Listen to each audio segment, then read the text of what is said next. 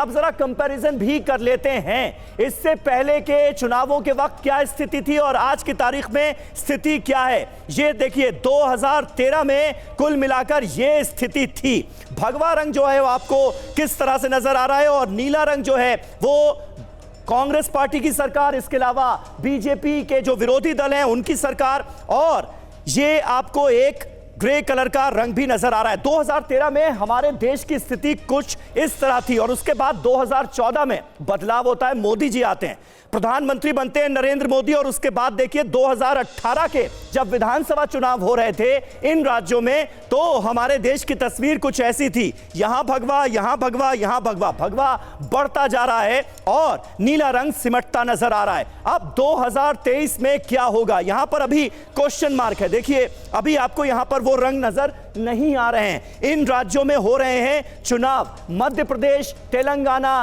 राजस्थान, इन तमाम राज्यों में, इन चारों राज्यों में क्या स्थिति होगी ये थोड़ी देर में पता चलेगा। यानी 2023 का भारत कैसा दिख रहा है ये आपको थोड़ी देर में क्लियर हो जाएगा। 9:30-10 बजे के आसपास हमारे जो चुनावी चाणक्य, हमारे जो डेटा मुशाए हैं, उनके जरिए हम आपको एक तस्वीर दिखाएंगे भारत की, जिसके जरिए आपको नजर आएगा कि 2023 में क्या स्थिति नजर आ रही है। और ये अपने आप में बहुत महत्वपूर्ण है क्योंकि 2024 के जो लोकसभा चुनाव हैं उनमें अब सिर्फ लगभग 6 महीने का वक्त ही बचा है। ऐसे में इसे सेमीफाइनल के तौर पर देखा जा रहा है। तो कुल मिलाकर क्या स्थिति होगी ये हम आपको दिखाएंगे। साथ ही हाईटेक ग्राफिक्स के जरिए हम आपको समझाएंगे कि अलग अलग विधानसभाओं की स्थितियां कैसी होंगी, किसको कितनी सीटें मिलेंगी। ये देखिए छत्तीसगढ़ विधानसभा का मॉडल हमने आपके लिए तैयार किया है। नंबर्स आपके सामने हैं, अभी नंबर्स खुले नहीं हैं। 8 बजे के बाद जैसे जैसे गिनती शुरू होगी, किस पार्टी के खाते में कितनी सीटें आ रही हैं ये हम आपको बताएंगे। ये छत्तीसगढ़ विधानसभा का आपको हमने मॉडल दिखाया और इसी तरह से राज्यवार आंकड़े आपके सामने होंगे। मध्य प्रदेश में इस बार मुकाबला जो है वो बहुत दिलचस्प रहा, बड़ी कांटे की टक्कर देखी गई और बहुत सारे बदलाव भी हुए। शिवराज सिंह चौहान भारतीय जनता पार्टी का सबसे बड़ा मध्य प्रदेश में चेहरा, उस चेहरे के नाम पर चुनाव नहीं लड़ा गया है, चुनाव लड़ा गया है नरेंद्र मोदी के चेहरे पर। इसका कितना असर होगा ये देखने वाली बात होगी। मध्य प्रदेश विधानसभा का मॉडल आपके सामने है। अभी सीटें 0-0-0 नजर आ रही हैं, लेकिन थोड़ी देर में ये सीटें बढ़ती हुई आपको नजर आएंगी। मध्य प्रदेश के बाद जिस राज्य पर सबसे ज्यादा नजरें हैं वो है राजस्थान। अशोक गहलोत को जादूगर कहा जाता है, क्या उनका जादू इस बार चला और राजस्थान की रवायत को, रिवाज को वो बदलने में कामयाब होते हैं या नहीं, ये देखने वाली बात होगी। राजस्थान विधानसभा का ये पूरा मॉडल आपके सामने है।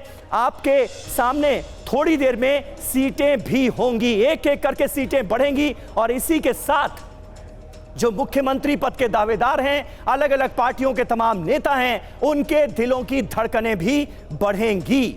और राजस्थान में इस बार ये कहा जा रहा है कि जो निर्दलीय हैं, जो बागी चुनाव लड़ रहे हैं, वो भी एक बहुत महत्वपूर्ण फैक्टर साबित हो सकते हैं। अब तेलंगाना की बात कर लेते हैं। तेलंगाना के भी नतीजे हमारे सामने चंद घंटों बाद क्लियर हो जाएंगे। तेलंगाना विधानसभा की जो तस्वीर है वो हम आपके सामने रख रहे हैं। ये खूबसूरत मॉडल आप देखिए तेलंगाना विधानसभा का, और बीजेपी के खाते में कितनी, कांग्रेस के खाते में कितनी, बीआरएस के खाते में कितनी और ओवैसी की पार्टी एआईएमआईएम के खाते में कितनी सीटें होंगी थोड़ी देर में आपके सामने होगा। लेकिन यहां पर मुख्य मुकाबला बीआरएस और कांग्रेस के बीच में साफ तौर पर नजर आ रहा है।